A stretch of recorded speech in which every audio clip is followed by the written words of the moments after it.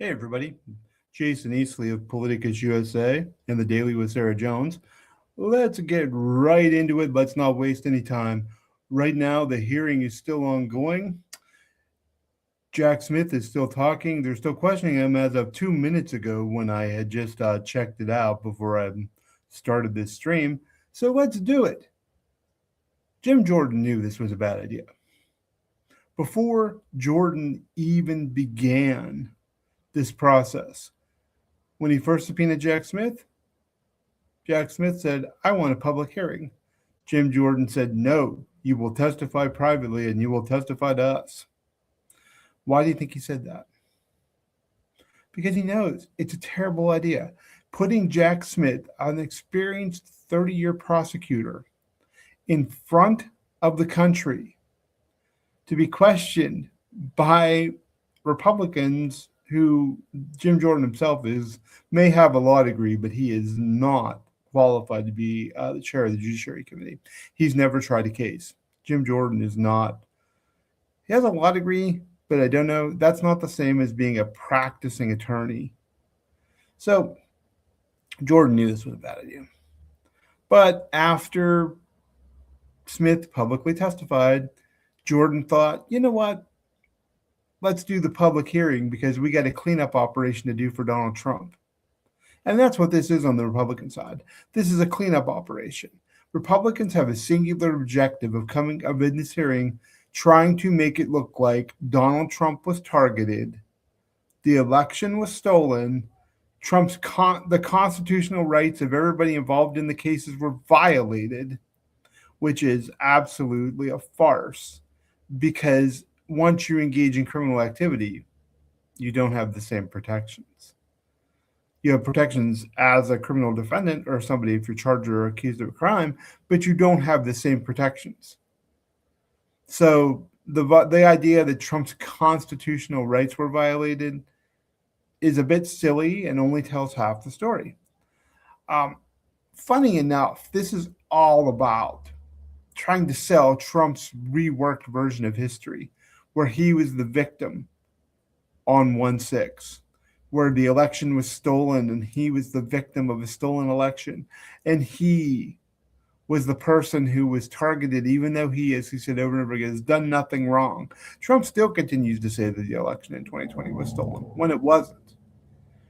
There are people who told Trump on his campaign and people in the Republican Party who told Trump the election was not stolen. Yet he continues to do it. Just make this statement. He just said it yesterday while announcing his bogus Board of Peace.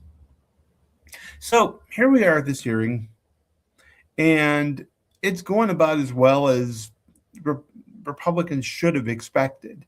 They keep trying to politicize this and push their narrative that Jack Smith is the real perpetrator here. And Democrats are asking real questions about Smith's investigation. That's the problem. Questions about Smith's investigation lead to the American people getting information that Jack Smith wouldn't have been able to provide to them with his own face and voice without this hearing. This hearing was a major mistake and a disaster for Trump. And if you want to know how bad it is and how bad it's gotten and how bad it continues to be, let's just check in with Trump on Truth Social here. Deranged Jack Smith is being decimated before Congress. See, there's your tell. There's your first tell and giveaway that actually what's being decimated here are Donald Trump's lies. It was over when they discussed his past failures and unfair prosecutions. He destroyed many lives under the guise of legitimacy. Yeah, so that could also be a look in the mirror, say in the mirror kind of moment there. Jack Smith is a deranged animal who shouldn't be allowed to practice law with a capital L, because capital L law is much different than lowercase l law. If he were a Republican, his license would be taken away from him, and far worse. Hopefully, the Attorney General is looking at what he's done, including some of the crooked and corrupt witnesses that he attempted to use against me. The whole thing was a Democrat scam that coincidentally had all the witnesses were Republicans. They were Republicans who worked with and for Donald Trump. but it was a Democrat scam. By the way, Democrat, singular person who's a member of the party. Democratic is the name of the party. Try to get it right. A price should be paid for them by them for what they put our country through. This was Trump squawking to Pam Bondi to hurry up and indict Jack Smith. I mean, it's not hard to tell what was going on here. Why was Trump so upset about this hearing? Well, we have a few clips here. Here, let's just look and see what we got. Been released. The fact that Donald Trump, according to Senator Graham, would believe that Martians stole the election, what does that tell you about Trump's state of mind?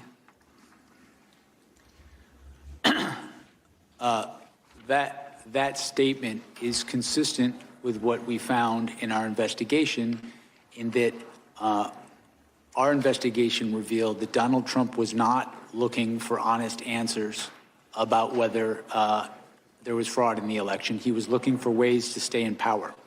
And when people told him things that conflicted with him staying in power, he rejected them, or he chose not even to contact people like that who would know if the election was done properly in the state.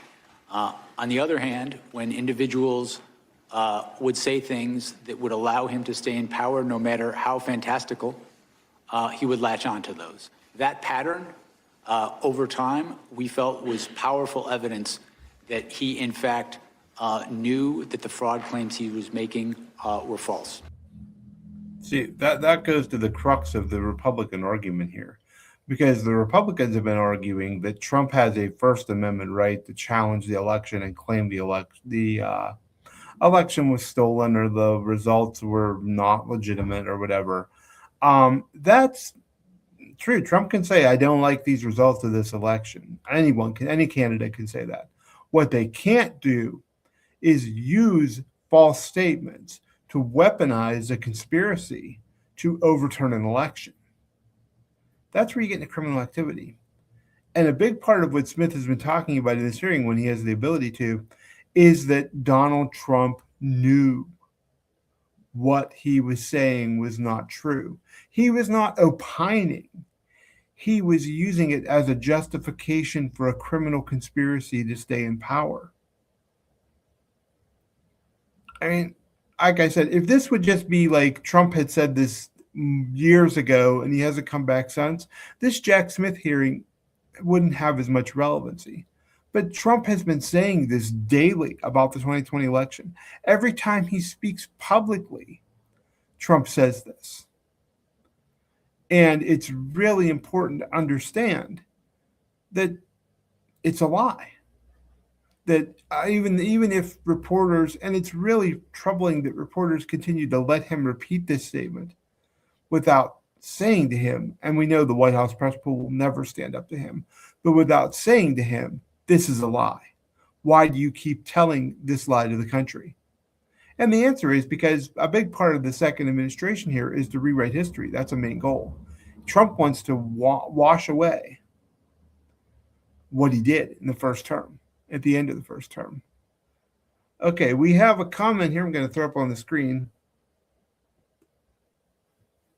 Criminal Trump planned and led the January 6th insurrection when 100 current Republican members of Congress were in on the planning. Welcome to reality. Yeah, there weren't 100 members in on the planning. No. That's, I don't know where that information came from, but there weren't 100 current members of Congress in on the planning. The actual planning group was much smaller. The reason why only one member of Congress, Scott Perry, had his phone seized and everything else, Scott Perry of Pennsylvania, Republican congressman, was because Perry was actively involved in coordinating the overthrow of the current Justice Department to install people who would launch a bogus investigation into the election results to give Trump a pretense of trying to stay in power. So let's not distort history here. Were there members like Ted Cruz who were talking to Trump, Kevin McCarthy, former member, talking to Trump, Mike Johnson talking to Trump? Mike Johnson helped write some of the legal defenses in some of these lawsuits that Trump lost. So yeah, there were Republican members of Congress involved. There weren't 100. There weren't 100, and honestly, there couldn't have been 100 current members of Congress. It'd be very difficult for 100 current members of Congress because of the degree of overturn in a lot of these seats and races. So let's keep it grounded in some reality here. The other part of this, which is really interesting, is Jack Smith's basically saying that he knows Trump's going to try to indict him. You know, he knows. Because he's threatening me. Let's go back to I started at the end of the clip here. We followed the facts and we followed the law, and that process resulted in proof beyond a reasonable doubt that he committed serious crimes. I'm not going to pretend that didn't happen because he's threatening me. That's really important. That's really important. That was Jack Smith, pretty much responding to Trump's threats, saying he's not going to be threatened and allow Trump to threaten him to back away from the facts and the evidence. See, that's what's missing in this current Department of Justice that has been reshaped and warped so that it's now serving one person, which is Donald Trump. There needs to be, and there's a lot of good career people in the Department of Justice and in government in general who don't want to be carrying out a partisan agenda, who are trying to do the work of their agencies. Yep. Oh, here's we have them. They're coming here. Let me see this here. Let's put it up here. The false electors went through all the trouble of producing and signing fake fraudulent electoral certificates, but the entire false elector scheme fell apart because Pence refused to join in. That's true. That's very true. Mike Pence wouldn't join in. Mike Pence wouldn't participate in the scheme because he knew the vice president had no power to substitute different electors or refuse to recognize electors. So, you can disagree with Mike Pence on a lot of things, and he has a lot of things there that are disagreeable, I guess. But you can't disagree with him when the country needed him to stand up for democracy, to stand up for the Constitution, to stand up for the right of the people to have the person they elected serve as president. He was there. You won't be able to ever say the same for J.D. Vance. You won't. It just, that's why Vance is in that job. Vance is in that job because if Donald Trump ever needs any dirty work done, he knows that J.D. Vance, who has no morals whatsoever, will happily do it. Now, let's look at Jack Smith responding to Trump's in some way threat earlier to indict you. him. I believe that they will do everything in their power to do that because they've been ordered to by the president. That was a quick and easy clip. Jack Smith said that he believes that the Department of Justice is going to do everything in their power to indict him because Donald Trump has ordered them to do so. Now, as we know with these indictments, which we just, we saw again today that the Department of Justice lost again when they tried to indict Don Lemon and they were laughed out of court. Why are they trying to indict Don Lemon? I guess because Don Lemon made Trump mad at some point because, Don Lemon said some things that Donald Trump didn't like during the first term. I mean, Trump already got Don Lemon fired from CNN. And now he wants to indict him?